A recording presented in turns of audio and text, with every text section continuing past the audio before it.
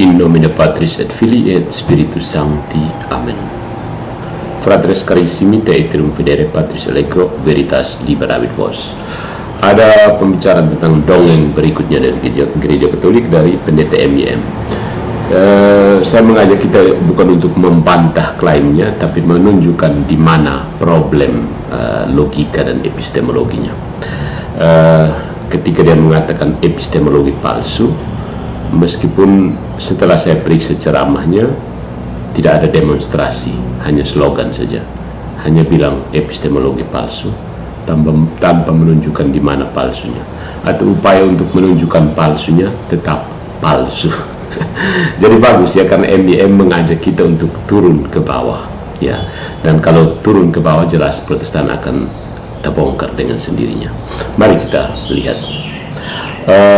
Sebagai tanggapan terhadap ceramah terbarunya, silahkan saya mengundang kita sekalian boleh menonton videonya MIM untuk selain untuk menangkap apa pembahasannya, tapi juga untuk membantu engagementnya, karena itu penting ya.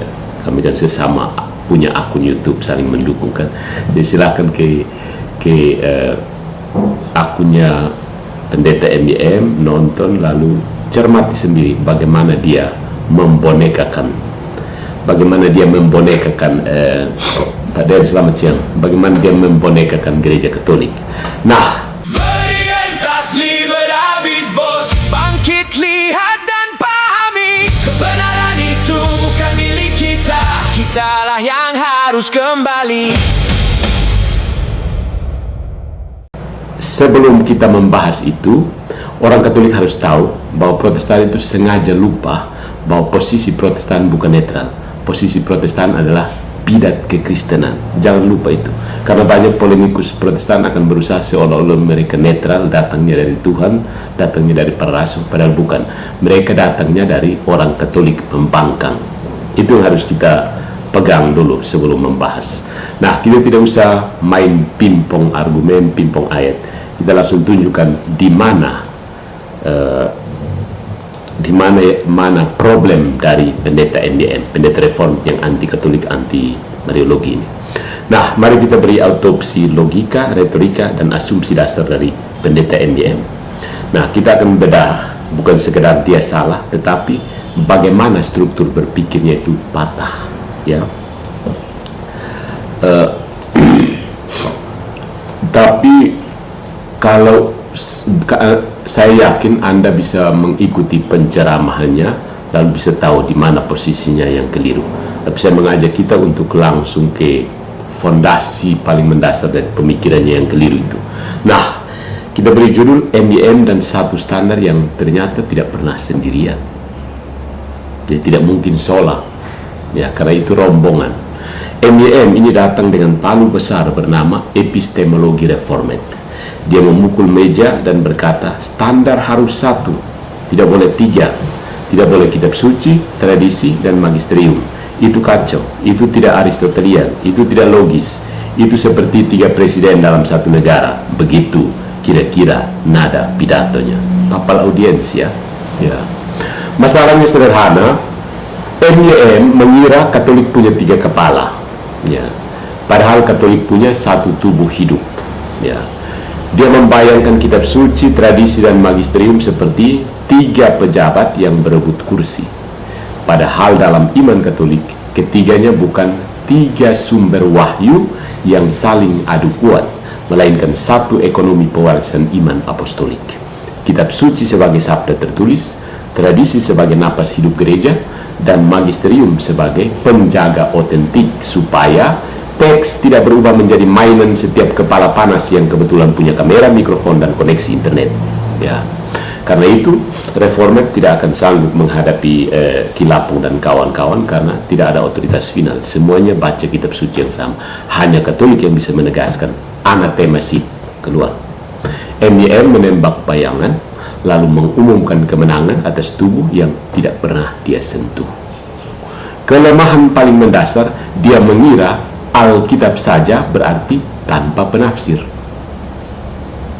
Itu slogan paling hoax dari Protestan ada di situ. Alkitab saja.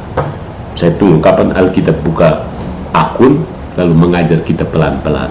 Bisa? Tidak bisa. Terakhir harus pendeta ini, pendeta A, pendeta B yang buka mikrofon dan buka kamera untuk ajar orang. Jadi Alkitab tidak bisa mengajar. Stop tipu-tipu. Inilah pusat keruntuhannya.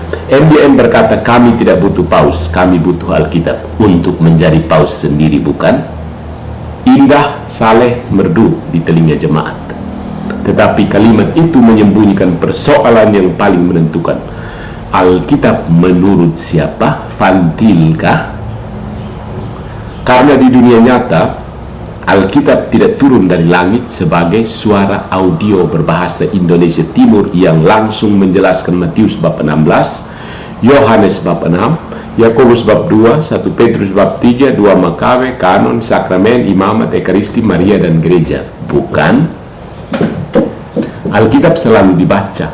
Yang membaca selalu membawa lensa. Ingat teori-teori tentang hermeneutika. Lensa itu selalu berasal dari tradisi. Tradisi itu selalu dijaga oleh komunitas. Komunitas itu selalu punya pengajar. Pengajar itu selalu berfungsi sebagai otoritas. Jadi, ketika MYM berkata hanya Alkitab, yang sebenarnya terjadi adalah Alkitab tetapi melalui gramatika reformat, Alkitab tetapi melalui tradisi Calvinis, Alkitab tetapi melalui pengakuan iman Protestan, Alkitab tetapi melalui majelis, sinode, pendeta dan guru-guru favorit, Alkitab tetapi hasil akhirnya tetap tafsir MYM, bukan? Setuju? Maka sola scriptura dalam praktik sering berarti Alkitab yang sudah diselundupkan lewat mesin tafsir reformat, lalu diberi label seolah-olah itu suara Alkitab murni. Anda sendiri mengaku bahwa kita datang pakai presuposisi, bukan? So, sola scriptura itu hoax terbesar dalam Protestan. Itulah kelemahan telanjang dari Protestan pada umumnya. Sola scriptura itu hoax paling besar, ya. Karena seperti MYM sendiri katakan, kita datang dengan presuposisi tertentu, bukan? Dia menolak magisterium Katolik lalu menyelundupkan magisterium versi warung. MYM marah kepada Katolik karena Katolik punya magisterium, tetapi dia sendiri mengakui bahwa Protestan punya tradisi reformat, liturgi reformat, presbiter, majelis, pendeta, dan pengajar yang menjaga ajaran. Kenapa ini orang no otak sonde jalan? Bedanya apa? Ya, Katolik jujur menyebutnya struktur otoritas, MYM menyebutnya tunduk pada Alkitab. Hanya sebutan doang. Tentu saja semua mengaku tunduk pada Alkitab. Arius juga membawa Alkitab. Saksi Yehova juga membawa Alkitab. Mormon tunduk pada Alkitab. Advent tunduk pada Alkitab. Oneness Pentekostal tunduk pada Alkitab. Liberal Protestan Jerman juga tunduk pada Alkitab. Semua datang bawa ayat, bukan? Semua berkata, kami hanya mengikuti firman. Coba tunjukkan kepada saya hasil perdebatan kamu dengan Erastus, supaya saya lihat. Maka pertanyaan kerasnya begini, ketika semua orang membawa Alkitab, siapa yang menentukan mana tafsir apostolik dan mana tafsir liar? MYM menjawab Alkitab. Oke, itu seperti orang bertengkar soal tafsir undang-undang, lalu ketika ditanya siapa hakimnya, dia menjawab undang-undang. Bagus. Ya, tentu undang-undang penting, tapi sengketa muncul justru karena semua pihak mengklaim sedang membaca undang-undang. Paham ke tidak ini kekacauan Protestantisme yang baku naik sampai sekarang ini? Sudah bosan baku naik di antara Protestan, mau ajak Katolik baku naik, bukan? Ya. Yang dibutuhkan bukan hanya teks, yang dibutuhkan adalah otoritas penafsir. Ya, otoritas penafsir, bukan cuma teks. Teks tidak bisa buat apa-apa. Ya. Teks tidak bisa buat apa-apa, jangan tipu, jangan omong kosong. Sola Scriptura itu modus operandi bidat sepanjang sejarah. Arius Sola Scriptura, Nestorius Sola Scriptura, MYM Sola Scriptura, bidat. Di titik ini, MYM tidak menyelesaikan masalah. Dia hanya memindahkan masalah dari Roma ke mimbar reformat. Satu standar MYM itu adalah slogan, bukan kenyataan. Tidak bisa, satu standar tidak bisa. MYM berulang-ulang berkata standar harus satu, tetapi hidup intelektualnya sendiri tidak memakai satu standar secara polos, bukan? Dia pakai kanon 66 kitab, tradisi reformasi, hermeneutika reformed, doktrin Vantil, logika Aristotelian, pengakuan iman Protestan, struktur Presbyterian, seleksi sejarah gereja, tafsir anti-Katolik terhadap Matius 16, dan kategori all truth is God's truth. Itu bukan satu standar yang turun polos dari surga, itu satu paket tradisi. Kenapa tidak mau jujur bahwa kami ikut tradisi? Jangan langsung tradisi ditunjukkan di bawah kitab suci. Ya, di bawah kitab suci tafsiran siapa lagi? Kembali ke situ, tafsiran MYM kah? Tafsiran Kilapong kah? Tafsiran Edis TV kah?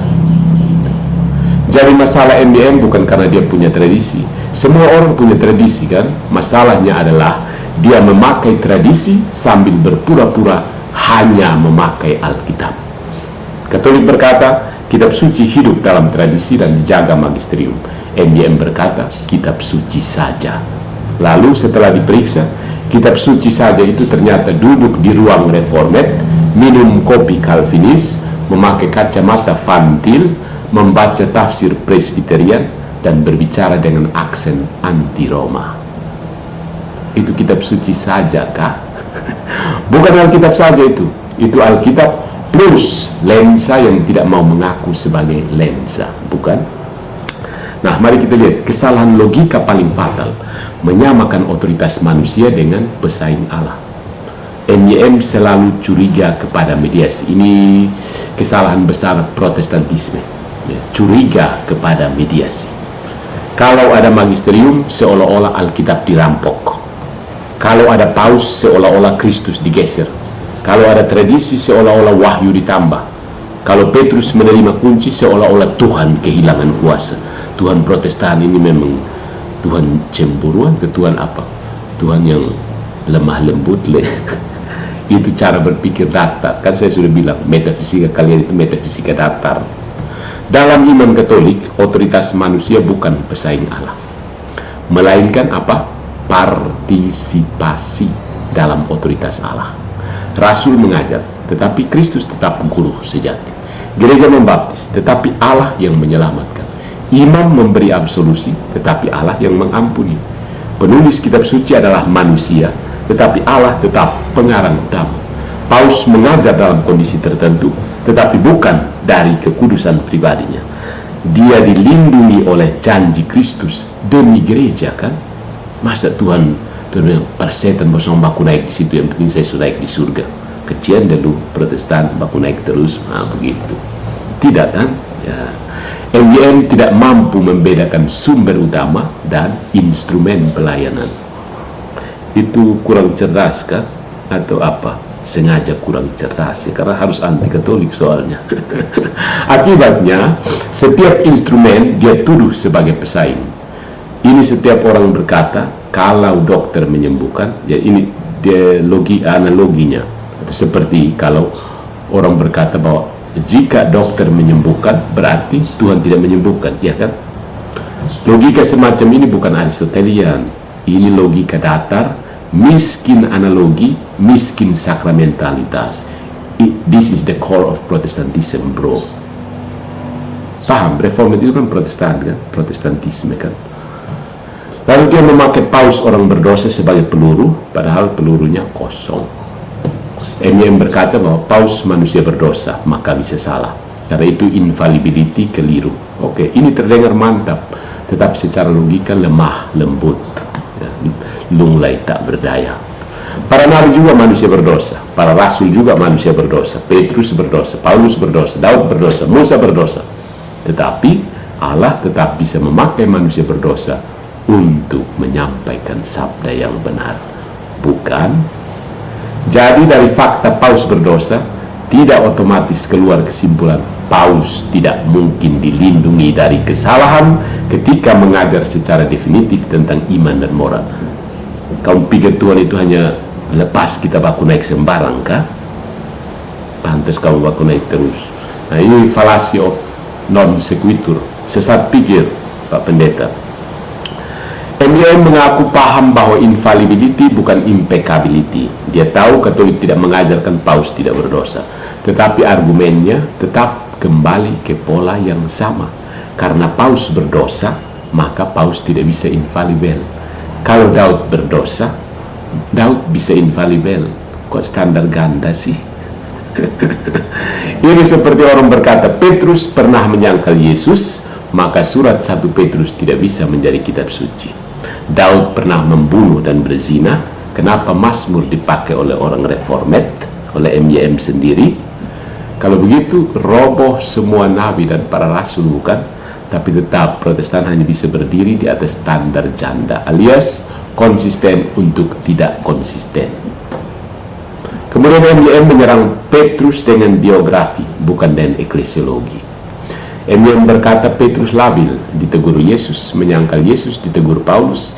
Jadi menurut dia, tidak mungkin Petrus menjadi dasar gereja. Oh ya, lihat kasus Daud kan, standar ganda sekali.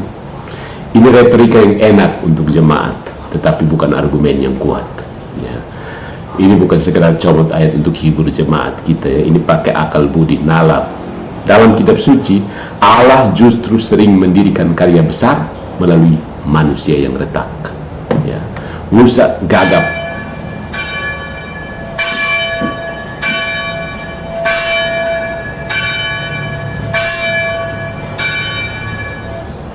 Musa gagap dan pernah membunuh. Daud berzina dan membunuh. Harun membuat anak lembu emas. Yunus lari dari panggilan. Petrus menyangkal. Paulus pernah menganiaya gereja. Rupanya MYM yang tanpa dosa ya. MYM Immaculata kah? Kalau kelemahan pribadi membatalkan jabatan ilahi, maka separuh sejarah keselamatan harus dibuang. Katolik tidak berkata bahwa Petrus fondasi karena Petrus hebat secara psikologis. No. Katolik berkata Petrus menerima fungsi eklesial tertentu dari Kristus. Kuncinya bukan kehebatan Petrus. Kuncinya adalah pemberian Kristus. Kristus menjadi pusat dalam kekatolikan. Kalau Protestan pusatnya Alkitab. Ya kan? Di Katolik pusatnya firman Allah. Protestan pusatnya Alkitab. Alkitab itu buatan orang Katolik. Itu pun Alkitab yang ada di Protestan sudah dibuang 7. Firman Allah tidak ada di Protestan. Ya kan? Coba buat satu video untuk menegaskan bahwa firman Allah ada dalam gereja Protestan. Saya mau lihat argumentasi kamu seperti apa. Katolik tidak berkata Petrus di fondasi karena Petrus hebat ya. Jadi MYM ini menembak kelemahan Petrus, tetapi yang perlu dia hadapi adalah tindakan Kristus yang berkata, "Tu es Petrus." Engkau adalah Petrus, bukan engkau adalah MYM. No. Ya. Itu bukan pujian kosong. Itu pemberian nama, Simon menjadi Kefas, pemberian fungsi, dan pemberian kunci. Jangan terlalu pakai tafsir anti Katolik ya. MYM mencoba menyelamatkan diri dengan berkata, dasarnya bukan Petrus, tetapi pengakuan Petrus. Dikotomi palsu. Pengakuan Petrus itu melayang-layang kah? Pengakuan milik Petrus kan? Kamu pikir Petrus itu boneka pencet? Ya, teologi reform itu kadang-kadang melihat manusia sebagai boneka pencet Tuhan. Jadi Petrus itu dipencet oleh Tuhan. Engkau adalah Mesias. Ya, itu namanya dikotomi palsu. Tidak ada dikotomi antara Petrus dan pengakuannya. Ya, dalam Alkitab pengakuan tidak melayang tanpa pribadi. Ada orang yang mengaku. Yesus tidak berkata kepada sebuah proposisi abstrak, engkau adalah batu karang. Dia berkata kepada Simon, pribadi dan pengakuannya terikat. Petrus bukan fondasi menggantikan Kristus, tetapi Petrus menjadi batu karang ministerial karena dia mengakui Kristus batu karang utama. Di sini ada partisipasi. Protestan akan berpikir secara kompetisi. Haus kekuasaan kalian, der Wille zur Macht. Coba saya minta ada polemik Protestan yang mau berargumen bahwa Protestan itu tidak haus kekuasaan. Saya mau lihat kira-kira kamu berargumentasi seperti apa. Protestan itu haus kekuasaan bro. Luther, Calvin, Zwingli, kemudian pendeta-pendetanya haus jadi paus. haus jadi paus. Sekali lagi, MYM hanya bisa berpikir datar. Kalau Petrus penting, Kristus dianggap tersaingi. Padahal dalam teologi Katolik yang ministerial tidak menyaingi yang ilahi. Dia mengambil bagian di dalamnya. Ingat, partisipasi Katolik, kompetisi Protestan. Dia memakai Aristoteles sebagai nama besar, bukan sebagai alat berpikir. MYM berkali-kali menyebut logika Aristotelian, seolah-olah begitu nama Aristoteles disebut, Katolik langsung kolaps, gugur seperti daun kering. No, justru Protestan itu yang menolak Aristotelian. Luther kan dalam tesis Heidelberg itu, tesis untuk menolak filsafat skolastik dan Aristotelian, tapi kemudian jilat kembali filsafat. Tetapi dia tidak pernah menunjukkan hukum logika mana yang dilanggar Katolik. Coba buat ulang videonya, hukum logika mana yang dilanggar Katolik. Jadi ini pertanyaan saya supaya kamu buat ulang videonya ya. Apakah hukum identitas? Apakah hukum non-kontradiksi? Apakah hukum excluded middle? Apakah hukum silogisme? Apakah kesalahan predikasi? Apakah kesalahan sebab? Apakah ekivokasi? Tidak jelas. Yang ada hanya klaim 3 standar tidak mungkin. Tripod itu mungkin kan? Tripod itu kan 3 standar. Mungkin sekali. Jadi pikirnya coba sedikit imajinatif lah, jangan terlalu kaku soal skriptura.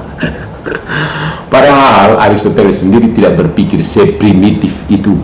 Dalam kerangka kausa, sebab Aristotelian, satu realitas dapat memiliki beberapa sebab, beberapa kausa dalam level berbeda.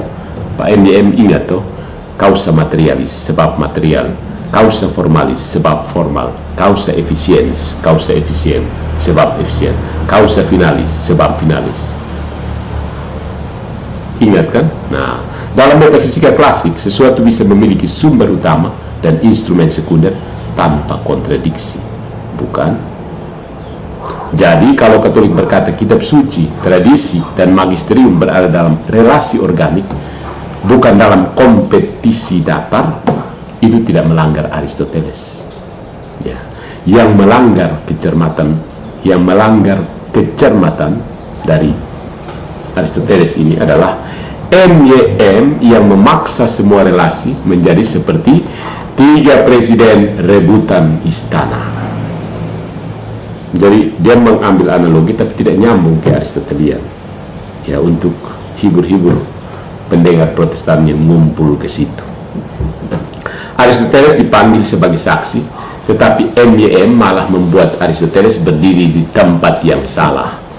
Aristoteles dipaksa jadi Protestan. So sad. Kesalahan retorikanya banyak label tapi sedikit pembuktian.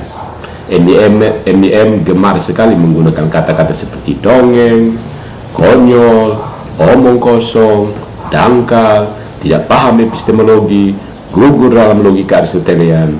Itu sudah bagus untuk panggung, dan saya paham pendeta-pendeta Protestan sekarang sibuk menghibur umat Protestan sederhana karena Protestantisme sedang babak belur oleh para apologet Katolik.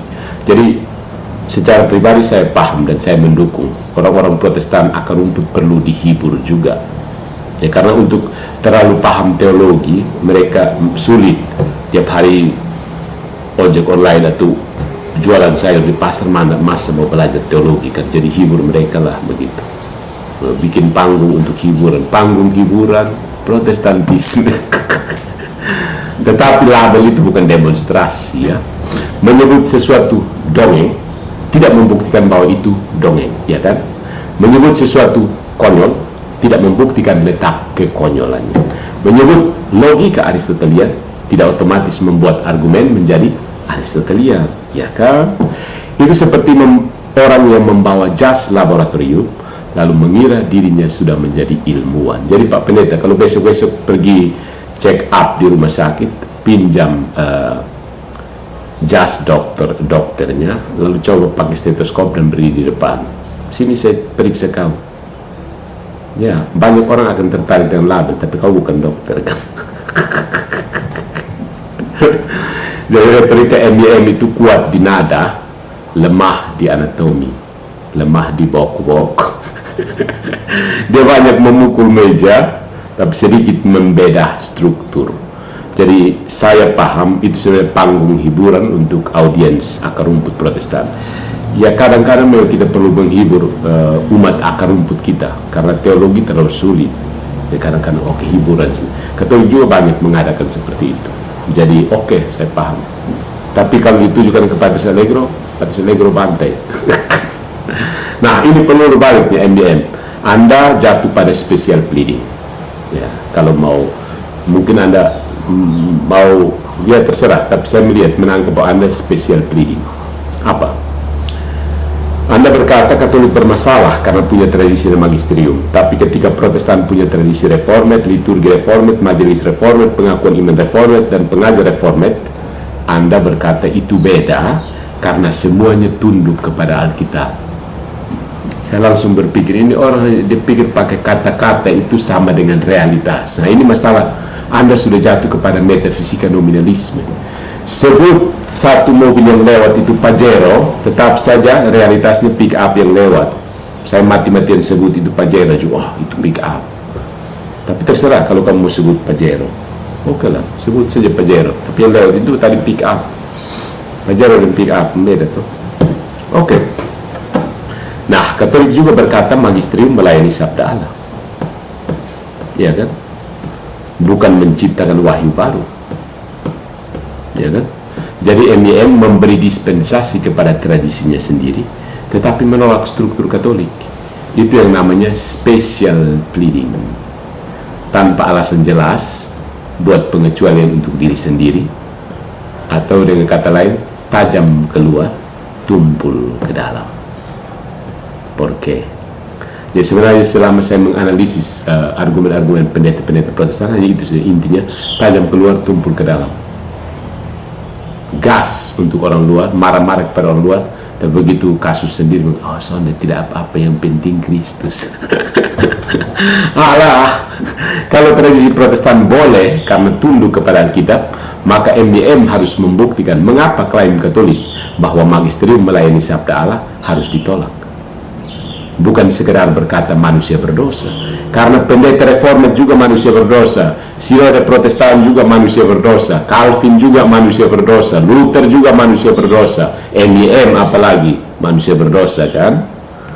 Kalau dosa membatalkan otoritas mengajar, maka semua mimbar harus dibakar. Kalau MIM berdosa dan itu tidak boleh mengajar, silahkan tutup akun YouTube-nya. Mau konsisten?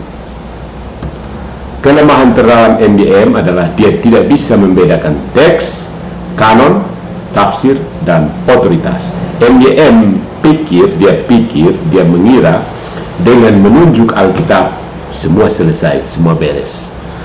Padahal ada 4 lapis yang berbeda. Yang pertama teks, itu apa yang tertulis.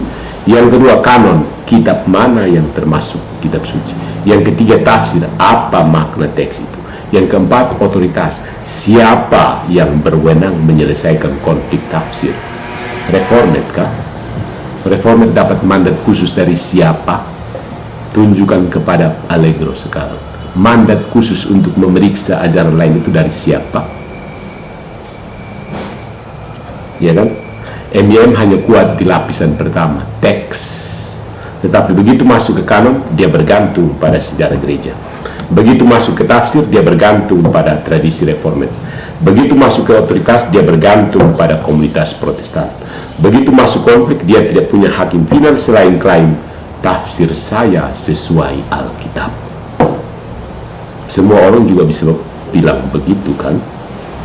Kilapong juga, Rudi Layal Teologi, siapa lagi, Erastus, Mikana, Edi Stifi, Patrice Allegro, Herman Hero Cafe, ya kan?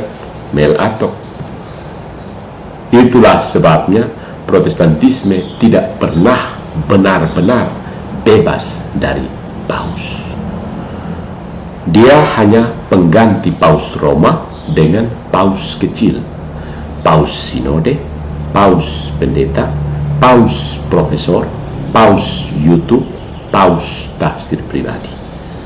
Tiada dilepas, mentalitas tetap tinggal, bukan?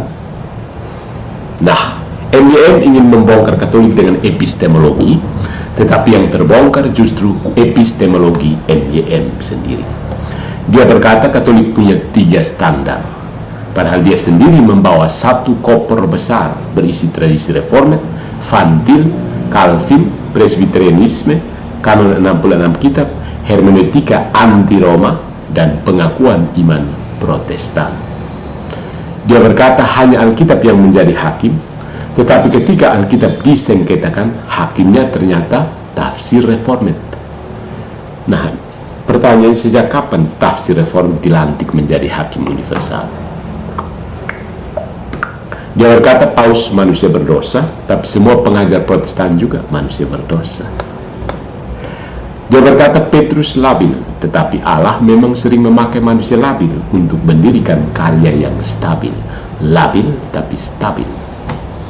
Dia berkata Katolik tidak lolos logika Aristotelian, tapi dia sendiri memperlakukan relasi organik kitab suci tradisi magisterium seperti 3 sopir angkot rebutan setir. Ya kan? Itu dalam bayang MYM kan.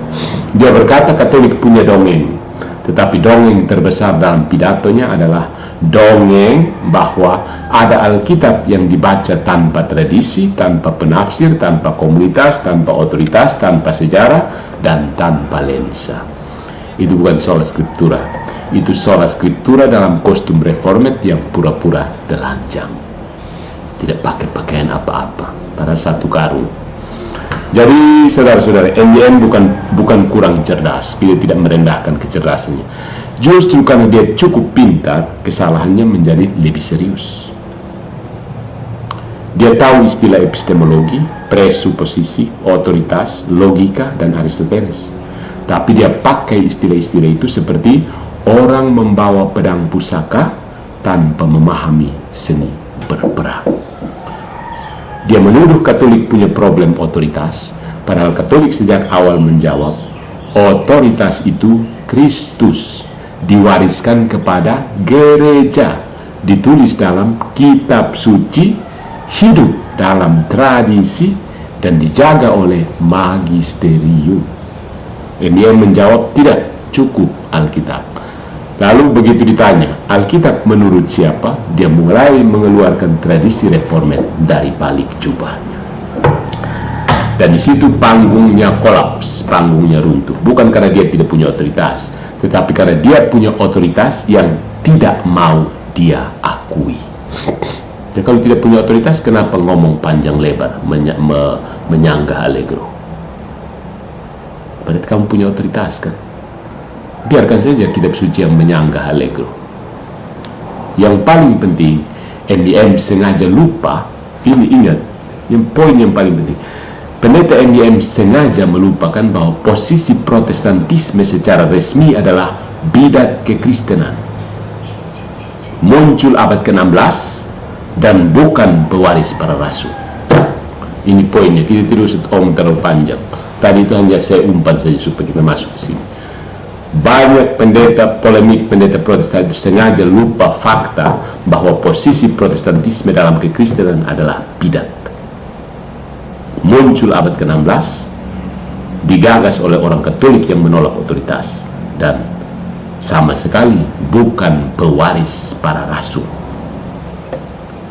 Itu titik yang paling menentukan dan sering sengaja disapu oleh MYM dan kawan-kawannya, disapu ke bawah karpet, berpura-pura netral, padahal itu posisi bidat kekristenan. Jadi MYM ini berdebat seolah-olah Protestantisme adalah cabang resmi kekristenan apostolik yang berdiri sejajar dengan Katolik, lalu dari kursi itu dia mengadili Katolik. Dari perspektif Katolik, posisi awalnya sudah bermasalah. Protestantisme bukan gereja apostolik yang sedang mengoreksi Katolik, sadar diri, tetapi adalah gerakan abad ke-16 yang memisahkan diri dari gereja historis dan kemudian membangun epistemologinya sendiri. Jadi DKL dengan kata lain, atau dengan kalimat lain, dengan kalimat lain, MYM berbicara seolah-olah dia duduk di kursi hakim, Padahal secara eklesiologi Katolik, dia duduk di kursi terdakwa sejarah. Sejarah, bro. Nah, kelemahan mendasarnya adalah dia pura-pura mulai dari nol. MYM terus berbicara soal standar, otoritas, epistemologi, logika Aristotelian, sola scriptura. Dia mengakui bahwa dia menilai Katolik dari presuposisi reformed, tetapi dia tidak mau jujur terhadap fakta yang lebih besar. Presuposisi reformed itu sendiri lahir dari sebuah pemberontakan historis terhadap gereja Katolik pada abad ke-16. Fakta. Jadi persoalannya bukan hanya MYM memakai standar reformed untuk menilai Katolik, bukan. Persoalannya lebih dalam. MYM memakai standar dari sebuah gerakan pecahan abad ke-16 untuk mengadili gereja yang secara historis mendahului kanon, konsili, kredo, liturgi, dan struktur apostolik yang dia warisi sebagian, lalu tolak sebagian. Dan di sini ironi besarnya. Dia memakai Alkitab yang diterima melalui sejarah gereja, memakai doktrin Tritunggal dari konsili gereja kuno, memakai bahasa kristologi yang dibentuk oleh gereja kuno, tetapi kemudian berbalik kepada gereja historis. Mana dasar Alkitabnya menurut standar saya? Itu seperti anak yang mewarisi rumah, akte, nama keluarga, dan meja makan, lalu mengusir ayahnya karena menurut tafsir pribadinya rumah itu tidak sah. Nah, saudara-saudara, Protestantisme itu bukan titik nol apostolik, jadi jangan sok mengadili gereja Katolik. MYM berbicara seolah-olah Protestantisme adalah bentuk asli kekristenan yang tiba-tiba ditemukan kembali setelah gereja Katolik tersesat. Ini narasi klasik reformasi. Gereja mula-mula murni, lalu Katolik menyimpang, lalu reformasi memulihkan Injil. Masalahnya, narasi itu terlalu rapi untuk dipercaya dan terlalu nyaman untuk dipuji. Kalau Protestantisme benar-benar pewaris langsung para rasul, pertanyaannya sederhana. Di mana struktur gereja Protestan sebelum abad ke-16? Tunjukkan kepada Allegro komunitas mana yang menggunakan 66 kitab suci sebelum abad ke-16. Komunitas mana yang kitab sucinya cuma 66 sebelum abad ke-16? Di mana para uskup reformed dalam suksesi apostolik sebelum Luther dan Calvin? Di mana komunitas Kristen apostolik yang mengajarkan sola scriptura, menolak sakramen Katolik, menolak imamat ministerial, menolak otoritas paus, menolak deuterokanonika, menolak ekaristi sebagai kurban, menolak doa bagi orang mati, dan tetap berada dalam kontinuitas historis yang jelas dari para rasul? Tunjukkan. Biasanya jawabannya kabur. Gereja sejati selalu ada, tetapi ketika diminta alamat historisnya, yang muncul hanya bayangan dan halusinasi. MYM menuntut Katolik menunjukkan dasar apostolik untuk dogma-dogma Katolik. Baik, tetapi Protestantisme juga harus ditanya, mana bukti bahwa sistem reformed abad ke-16 adalah iman apostolik yang utuh dan bukan konstruksi teologis baru? Jangan hanya tanya Katolik, mana dasar Alkitabnya. Tanya juga reformasi, mana kontinuitas apostoliknya. Ya, dalam kategori Katolik, Protestantisme adalah bidat, bukan sekedar denominasi lain. Ini yang harus ditegaskan supaya menutup pertandingan pingpong. Nanti mau mulai tanding pingpong baru, silahkan kita tutup sekarang. Dari perspektif Katolik klasik, Protestantisme bukan sekedar variasi gaya ibadah, bukan sekedar gereja saudara yang beda selera musik, bukan sekedar komunitas Kristen lain yang kebetulan tidak punya paus. Protestantisme adalah pecahan dari tubuh gereja barat yang menolak otoritas gereja, menolak beberapa ajaran dogmatis, menolak struktur sakramental, dan membangun prinsip formal baru, sola scriptura. Jadi secara Katolik, problem Protestantisme bukan hanya salah tafsir ayat. Problemnya jauh lebih dalam. Dia kehilangan bentuk apostolik gereja. Bisa saja masih mempertahankan banyak kebenaran Kristen, Alkitab, Kristus, Tritunggal, pembaptisan, doa, moralitas dasar. Tapi itu bukan bukti bahwa dia adalah kepenuhan gereja apostolik. Itu bukti bahwa dia masih membawa sisa-sisa warisan Katolik yang belum berhasil dia buang. Protestantisme hidup dari modal yang dia warisi dari gereja lama, lalu menggunakannya untuk menggugat gereja yang memberinya modal itu. Nah, NBM lupa bahwa Alkitabnya pun datang melalui gereja yang dia gugat. Dia berkata bahwa standar final hanya Alkitab. Tetapi Alkitab sebagai kanon tidak jatuh dari langit dalam bentuk daftar isi 66 kitab berbahasa Indonesia. Kanon diterima, dikenali, dibaca, disalin, dipertahankan, diliturgikan, dan diwariskan dalam gereja historis. Bahkan ketika reformasi membuang Deuterokanonika dari status kanonis penuh, itu bukan tindakan netral. Itu keputusan teologis abad ke-16 melawan kanon yang telah lama dipakai dalam tradisi gereja. Jadi NGM berdiri di atas tanah yang dia gergaji sendiri, duduk di atas kursi yang dia gergaji sendiri. Dia berkata, saya hanya butuh Alkitab, tetapi Alkitab yang dia pegang sampai kepadanya melalui gereja yang dia tuduh sesat. Dia berkata, magisterium manusia berdosa, tetapi daftar kitab yang dia terima pun tidak sampai kepadanya melalui malaikat, tapi melalui sejarah gereja yang terdiri dari manusia-manusia berdosa. Kalau manusia berdosa tidak bisa dipercaya dalam pengajaran iman, kanon pun ikut terguncang. Kenapa kau percaya itu kanon? Itu manusia berdosa yang susun. Reformasi tidak mengoreksi dari dalam, dia memisahkan diri. NYM ingin tampil sebagai nabi yang mengoreksi Israel, tetapi analoginya tidak cocok. Para nabi Israel mengoreksi umat Allah dari dalam perjanjian yang sama. Mereka tidak mendirikan Israel alternatif dengan kanon alternatif, imamat alternatif, sakramen alternatif, dan struktur otoritas alternatif. No. Reformasi melakukan lebih dari koreksi moral, mengganti prinsip formal otoritas gereja. Itu bukan sekedar membersihkan rumah, itu membangun rumah baru di seberang jalan. Terus langsung berkata, rumah yang lama itu sonmesah otak kepala bapak kau.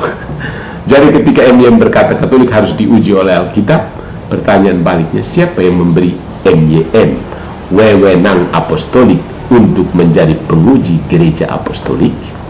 Kalau jawabannya Alkitab, kita kembali ke lingkaran yang sama. Alkitab menurut tafsir siapa, komunitas mana, tradisi mana, otoritas mana? Dan jawabannya ternyata menurut komunitas reformat abad ke-16 dan turunannya. Valid? No, itu bidat. Jadi NBM memakai hasil gereja apostolik sambil menolak bentuk gereja apostolik.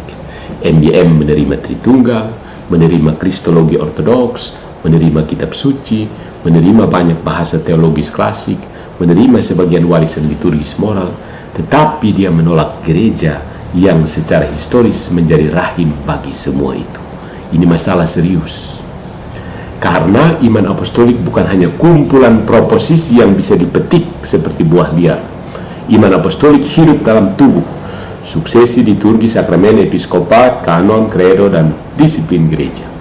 NBM mengambil buahnya, menebang pohonnya, lalu berkata, saya lebih setia pada kebun asli.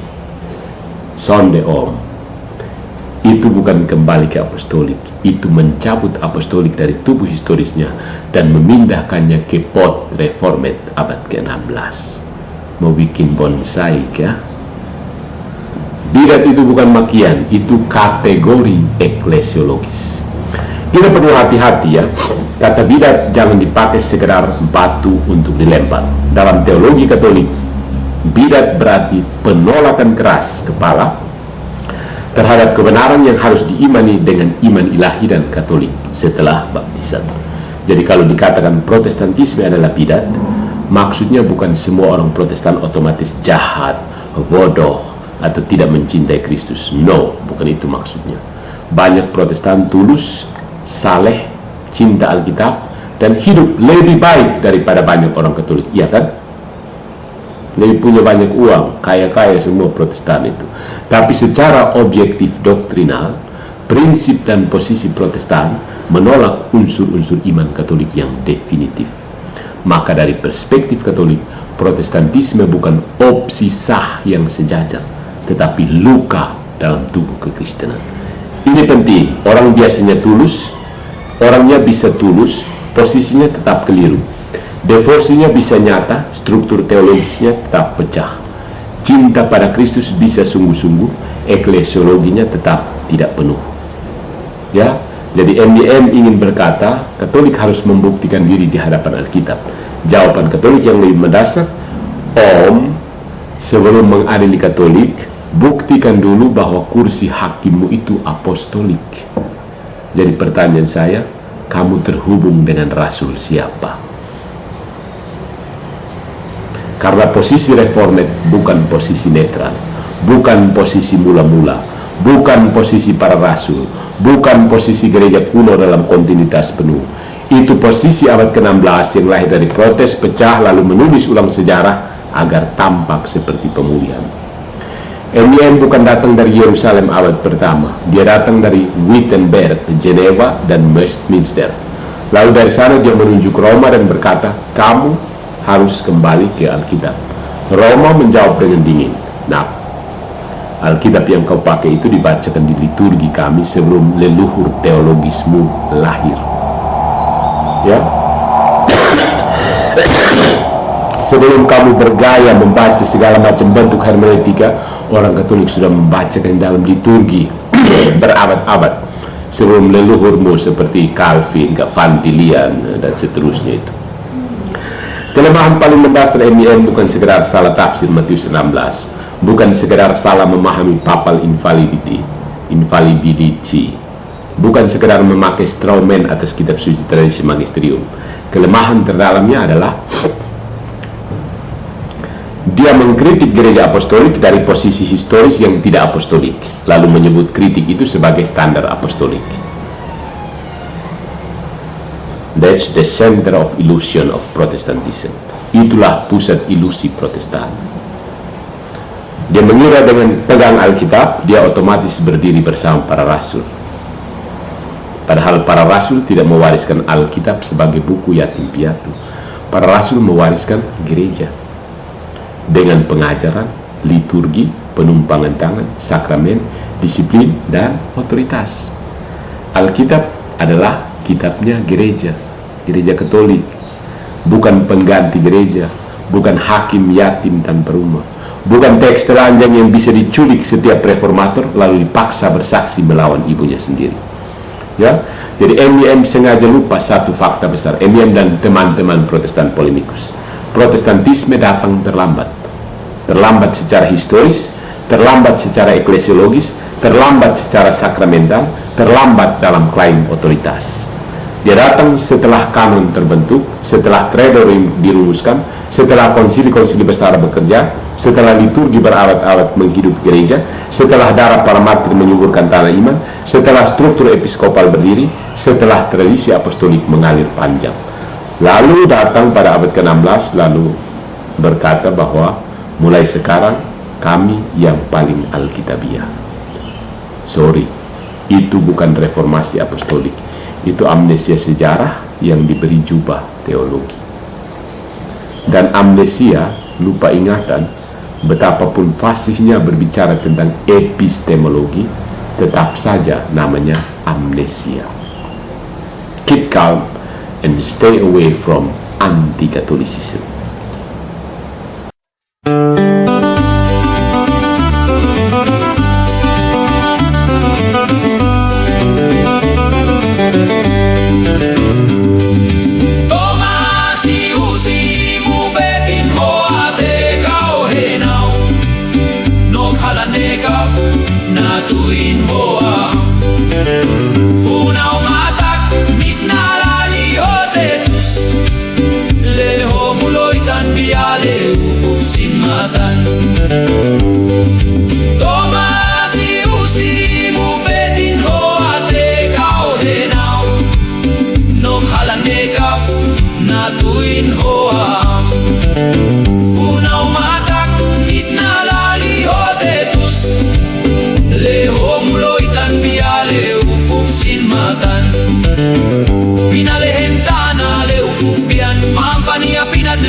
Israel